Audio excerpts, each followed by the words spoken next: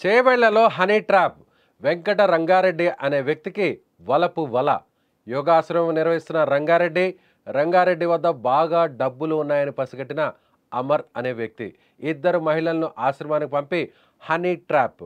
రంగారెడ్డితో క్లోజ్గా మూవ్ అయిన మహిళలు ఆ ఫోటోలను సీక్రెట్గా తీసి బ్లాక్మెయిల్.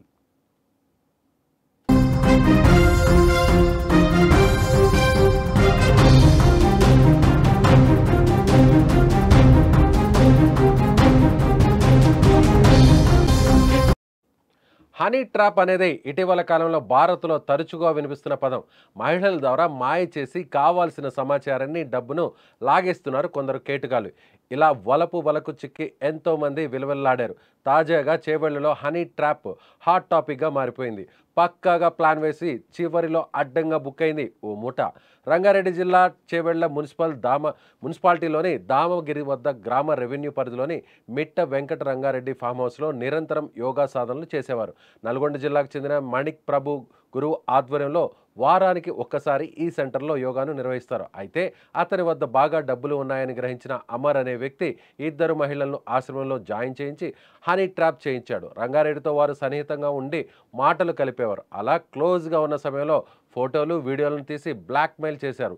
మొదట 50 లక్షల రూపాయలను అమర్ అండ్ గ్యాంగ్ డిమాండ్ చేయగా వారికి చెక్కులను అందించాడు. అవి కాకుండా మరో 2 కోట్ల రూపాయలు డబ్బులు ఇవ్వాలని మళ్లీ అడగడంతో బాధితులు గోల్కొండ పోలీసులను ఆశ్రయించాడు.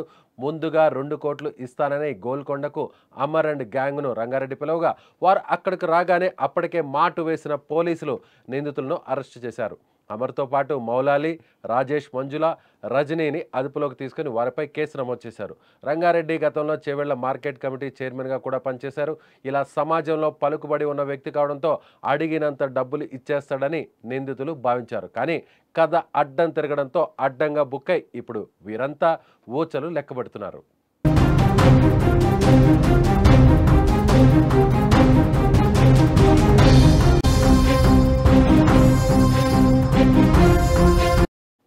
సో ఇటీవల కాలంలో ప్రేమగా, కవ్వింపుగా కవ్విస్తూ కొంతమంది మహిళలు, అమ్మాయిలు ఫోన్లో కొత్త వ్యక్తులతో మాట్లాడుతుంటే వాళ్ళు కూడా ఇలా హనీ ట్రాప్లో పడే అవకాశం ఉంది. కాబట్టి అందరూ కూడా ఫోన్లో మాట్లాడేటప్పుడు, క్లోజ్గా మూవ్ అయ్యేటప్పుడు ఖచ్చితంగా అలర్ట్గా ఉండాల్సినటువంటి పరిస్థితి. సో ఇక్కడ ఏకంగా అంటే రాజకీయంగా పలుకుబడి ఉన్నటువంటి వ్యక్తినే టార్గెట్ చేశారంటే ఇక అమాయకుల పరిస్థితి ఏంటో ఓసారి ఆలోచించాలి.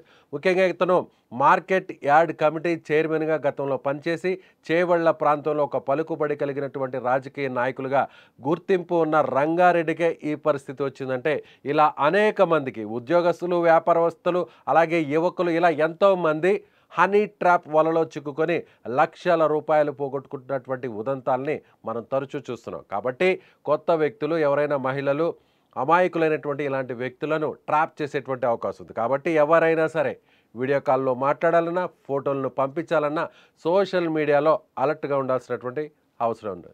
లేదంటే మీరు కూడా హనీ ట్రాప్లో చిక్కుకొని లక్షల రూపాయలు పోగొట్టుకునే అవకాశం ఉంది.